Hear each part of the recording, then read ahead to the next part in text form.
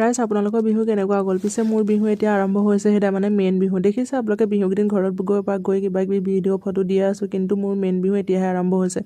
বিহু খাই একদম তৰা নৰা কৰি ঘৰলৈ আহিছোঁ। পিছে এফালে অৰ্ডালিছ আহিয়ে গ'ল। উপায় নাই, লৰালৰিকৈ আহি ৰুমত ইফালে সিফালে বস্তু যি লাগে চব এফালৰ পৰা বহাই বেগটোত যিমান পাৰোঁ সিমান থেচি বহাই পেক কৰি লৈছোঁ। বৰ বিশেষ বস্তু লোৱা নাই, মানে 10-15 দিন চলিবলৈ হ'লে যোনকেইটা বস্তু লাগে তাতকৈ প্ৰায় 50% মানে কমাই যোনকেইটা নহ'লে মানে নহয় সেইকেইটাহে বস্তু পেক কৰিছে। আৰু যিহেতু এফালৰ পৰা ইফালে গ'লে বেগ চেগ দাঙি থকা কিমান কষ্ট সেইটো আপোনালোকে গমেই পায়।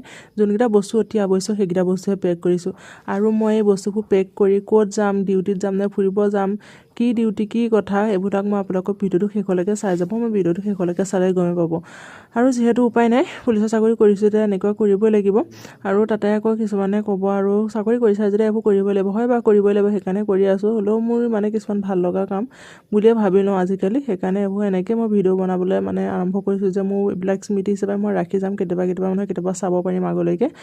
আৰু আপোনালোকে মানে কিছুমানে ভাল কমেণ্টো কৰে, কিছুমানে বেয়া কমেণ্টো কৰে, একো নাই বাৰু। বাকী মোৰ মানে ইমানেই ভাগৰ লাগিছে এটা বস্তু পেক কৰি, আৰু ক'ত যাম কি কৰিম মই নেক্সট ভিডিঅ'ত আপোনালোকক জনাম। আজিলৈকে সকলোকে শুভ